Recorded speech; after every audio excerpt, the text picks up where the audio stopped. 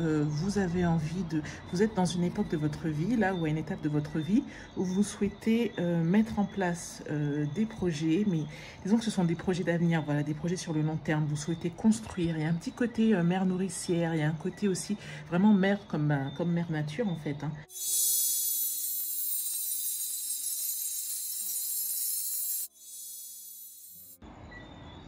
Bonjour tout le monde, bienvenue sur Tarot et Intuition. On se retrouve dans un nouveau décor et je suis de nouveau chez moi. Donc j'espère que pour le son ça ira. J'espère que vous verrez bien les cartes. Alors rapidement, j'étais en congé, j'ai quand même essayé de tourner des vidéos en congé, c'était pas évident. Je suis revenue, j'ai été happée par le travail. Et alors, je vous ai demandé quand même du coup sur YouTube si vous trouviez pertinent que je vous fasse les vidéos de les guidances sentimentales pour novembre. Et 90% d'entre vous ont répondu oui. Donc voilà, je vais les faire. Je vais pas m'étendre. C'est vrai qu'elles arrivent un peu plus en retard que d'habitude. Et comme d'habitude, on va commencer en fonction des vidéos, donc des signes qui ont montré le plus d'intérêt le mois précédent. Donc j'ai regardé les vidéos sentimentales d'octobre. Et comme souvent, les vierges arrivent en tête. Les vierges, voilà, mais vraiment, alors je ne sais pas si c'est que sur la chaîne ou si c'est que j'ai une affinité particulière avec les vierges. En tout cas, merci beaucoup. On y va de suite, donc pour la guidance sentimentale. On va utiliser un tarot, comme d'habitude, bien sûr, sauf qu'on va utiliser le Morgan Greer, que je n'ai encore jamais utilisé, il me semble, sur la chaîne. Je vous en ai fait une présentation il y a peu. Et à la fin, on va tirer une carte oracle pour voir pourquoi ce que vous demandez dans le domaine sentimental n'arrive pas ou n'est pas encore arrivé. Ok, bon alors sans tarder, c'est parti du coup pour votre guidance sentimentale les vierges pour novembre 2020. Ok, c'est parti les vierges, on y va de suite. Donc d'abord, vous dans cette situation, vous dans cette... alors que vous soyez célibataire ou en couple, hein, c'est vous dans la situation. Votre autre, d'accord, et ensuite donc c'est votre dynamique, la dynamique de votre autre et votre dynamique à tous les deux. Attendez, un petit souci de lumière, voilà, ça devrait être mieux. D'accord, on va tirer d'abord ces cartes, ensuite on verra, on va compléter. Donc vous êtes en reine de pentacle inversée. Donc, on a l'impression que là, vous avez envie de... Vous êtes dans une époque de votre vie, là, ou à une étape de votre vie, où vous souhaitez mettre en place des projets, mais disons que ce sont des projets d'avenir, voilà, des projets sur le long terme. Vous souhaitez construire. Il y a un petit côté mère nourricière, il y a un côté aussi vraiment mère comme mère nature, en fait, hein. Mettre des projets en place, c'est vraiment l'énergie féminine qui veut construire, qui veut construire, comment dire, qui est sur la réalisation de projets pour son foyer.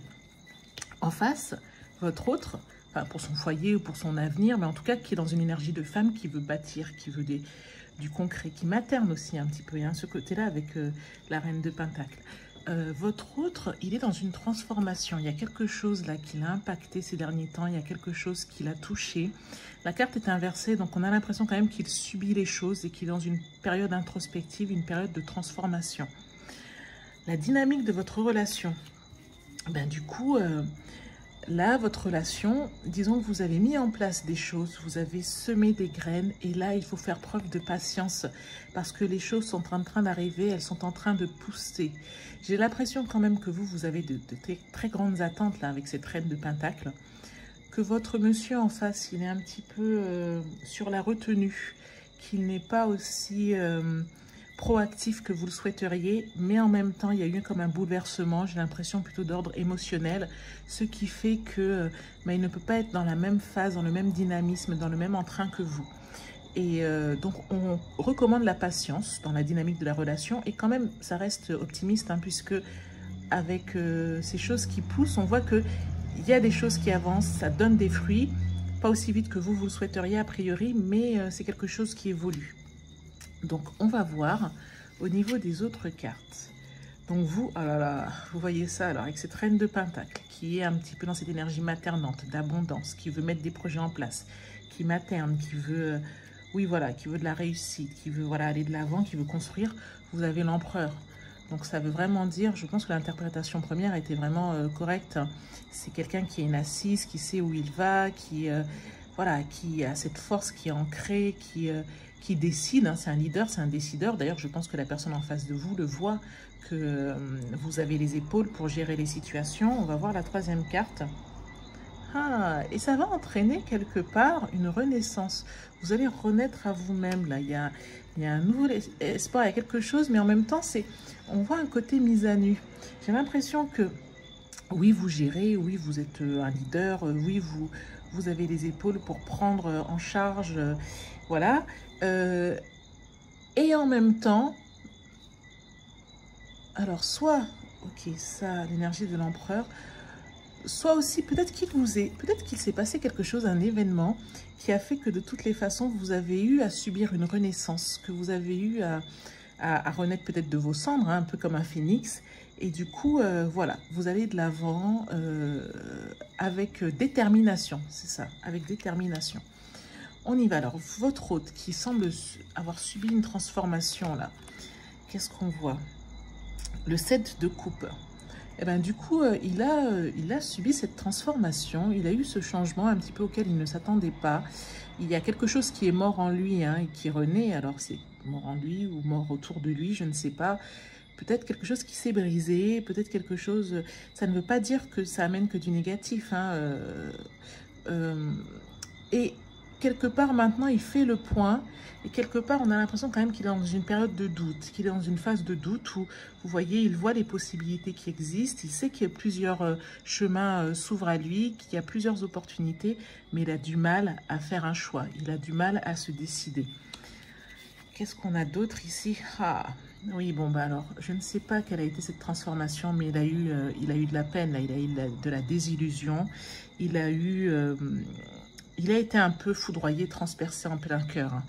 Il y a eu quelque chose dans sa vie qui, je ne sais pas, est-ce que ce n'est pas la perte d'un être cher? Est-ce que ce n'est pas la perte peut-être même d'un travail? Il est conscient, si vous voulez, que vous êtes là et que vous êtes forte. Il est conscient que les choses vont s'arranger, mais il a besoin de faire son deuil parce que il y a quelque chose qui l'a atteint en plein cœur, peut-être qu'il a atteint son estime ou peut-être qu'il a atteint un amour, je ne sais pas. Il y a eu une perte quelque part. Dites-moi en commentaire si ça vous parle. Donc, on vous dit que la dynamique de votre relation, c'est qu'il faut quand même faire preuve de patience. Qu'est-ce qu'on a ici? Ben voilà, il y a des grands choix à faire. Je trouve que c'est assez cohérent si... ben là, on voit que lui, il hésite, puisqu'il a des choix à faire.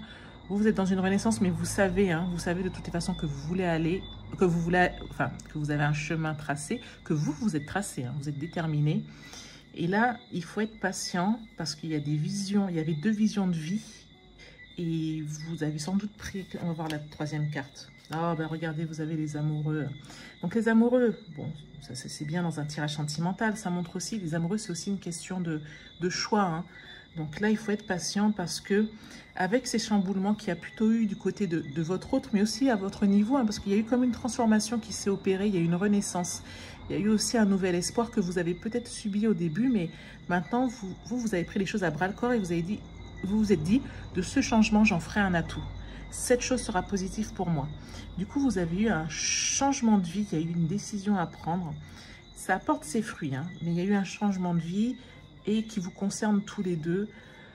Voilà. Ben, je pense que la situation demande de la patience, ça requiert de la patience et les choses devraient s'arranger, devraient avancer comme vous le souhaitez.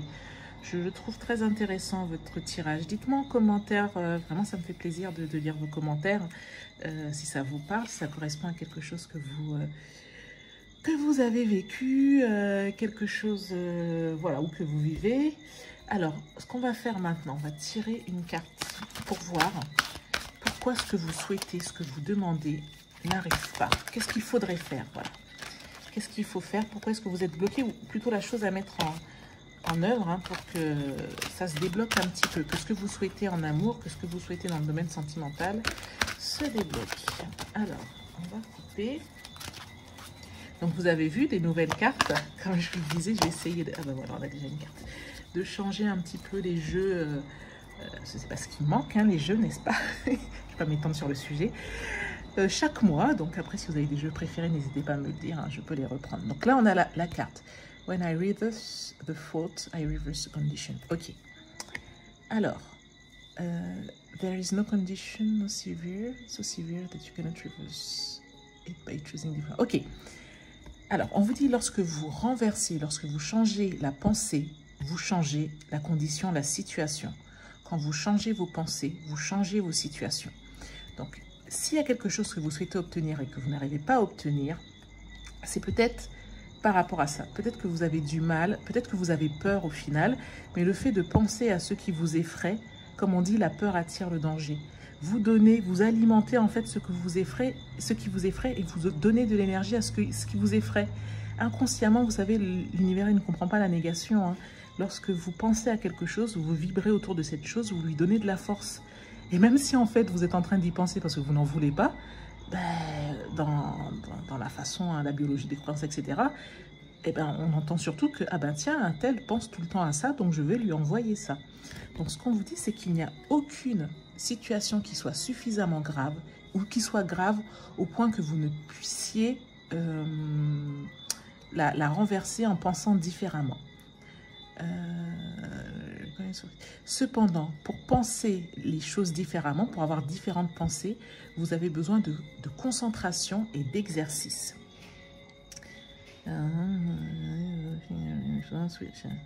Ok, parce qu'on vous dit que si vous continuez à vous concentrer, à vous focaliser comme vous l'avez fait, si vous continuez à entretenir les pensées que vous avez entretenues, si vous continuez à croire comme vous avez pu croire auparavant, ben alors votre expérience ne changera pas. Je sais que ce n'est pas évident, surtout quand on a eu des choses qui nous ont fait de la peine ou surtout quand on souhaite ardemment quelque chose. Ce n'est pas évident de cesser d'entretenir des pensées négatives. Par exemple, on va prendre un exemple, parce que c'est un tirage aussi bien pour les personnes en couple que pour les célibataires. Si vous êtes célibataire, vous dites, ben, c'est pas évident de ne pas penser à mon célibat, puisqu'en fait, je suis célibataire depuis longtemps et peut-être j'ai mal vécu la dernière rupture. Si vous vous dites, je ne vais pas penser à mon célibat, vous êtes sûr que vous allez y penser. Il ne faut pas agir par négation. Peut-être, regardez des photos, faites-vous un album photo sur votre portable. Vous regardez sur Pinterest, vous enregistrez sur votre portable 30 photos, 30 images qui correspondent à votre souhait. Si par exemple vous êtes célibataire et que vous voulez être en couple, vous prenez en photo. Vous prenez 30 photos où vous voyez des personnes en couple, où vous vous reconnaissez dans ces personnes. Et tous les jours, matin et soir, vous regardez ces personnes. Donc vous n'allez pas penser à votre célibat, vous allez penser au bonheur d'être en couple. Et en émettant ce bonheur, en générant des vibrations autour de ce bonheur, vous allez le créer. Si par exemple, ce que vous souhaitez, c'est déménager dans un lieu avec votre amoureuse ou votre amoureux et l'autre n'est pas forcément partant. Bon, bref. Ou vous trouvez que les conditions ne sont pas forcément réunies. Plutôt que de vous dire, ah, on n'a pas les moyens, ah, il y a le Covid, il y a le confinement, ah, ceci, cela. Pareil, allez sur Internet, tapez des mots-clés de ce qu'il y a dans la région que vous visez, prenez les endroits clés, les parcs, les monuments phares, etc. Et puis faites-vous un dossier, un album de 30 photos. Et tous les jours, vous regardez ces photos et vous vibrez en pensant à ce moment-là, comme si vous étiez en train de le vivre. Voilà. Alors, je vous ai dit au début qu'on allait faire que deux... on allait faire le tarot et l'oracle, mais finalement, on va tirer encore un troisième jeu. Je vous propose celui-ci, Power Thought, donc les pensées qui ont du pouvoir, voilà. Et les cartes de pensée qui ont du pouvoir. Et en fait, ça va être comme un petit mantra. Je trouve que c'est bien hein, pour le mois de penser à voilà, un mantra un peu positif comme ça qui vous redonne de la force, de l'énergie. Le terme m'échappe. Hein. Si vous avez le terme, n'hésitez pas. Alors, ok, on y va. On va prendre une carte. C'est un nouveau jeu que je ne vous ai pas encore présenté. Je ferai une vidéo de présentation d'ailleurs de ce jeu-là, que j'aime beaucoup, qui a été créé par Louise Hay, dont j'ai lu des bouquins qui étaient vraiment très très bien, et qui fait également des méditations qui sont très très bien, qui a fait en tout cas. Alors, voici la carte. Alors c'est vrai que le design est un petit peu suranné, mais je trouve que, je sais pas, le message est fort en fait, donc il transparaît à travers la carte. I am in the process of positive change. Ok, je suis dans un process, dans un processus de changement positif. Donc, qu'est-ce qu'on nous dit? Ok. En fait, vous êtes en train de vous déployer d'une façon qui va vous compléter. Et à la façon dont vous vous déployez, seul le bien, seul le meilleur peut venir jusqu'à vous. Vous déployez, vous voyez, comme les origamis, là, vous savez, quand vous pliez plusieurs papiers, vous les découpez et ensuite vous les ouvrez, ça fait une guirlande. Et bien, en fait, vous êtes en train de vous déployer comme ça, comme un accordéon. À présent, j'exprime la santé, le bonheur, la prospérité et la paix de l'esprit. Ok. Donc, le mantra pour vous ce mois-ci, les Vierges, c'est « Je suis dans un processus de changement positif ». Voilà pour votre tirage, les Vierges. J'étais ravie de vous le faire. S'il vous a plu, vous pouvez liker la vidéo et me laisser un petit commentaire. Merci beaucoup. Si vous n'êtes pas encore abonné à Tarot et Intuition, c'est le moment de vous abonner. Vous pouvez retrouver tous les tirages Vierges dans la playlist dédiée aux Vierges et puis tout un ensemble d'autres vidéos sur la chaîne. Donc voilà, merci beaucoup à vous d'être présente. Et puis, je vous dis à très bientôt sur Tarot et Intuition. On va commencer les tirages du mois de décembre. Ah oui, je voulais vous poser une petite question. Dites-moi ce que vous en pensez. J'ai eu des demandes pour apprendre à tirer le tarot, pour faire des présentations des cartes de tarot. Qu'est-ce que vous en pensez? Est-ce que ça vous tente? Est-ce que c'est quelque chose qui vous intéresse? Ça va me demander beaucoup de travail, donc je voudrais être sûre que c'est quelque chose qui vous intéresse avant de me lancer dedans. Donc dites-moi en commentaire si c'est le cas. Merci encore, merci à toutes les personnes qui me laissent des messages. Et je vous dis à très bientôt. Merci, au revoir.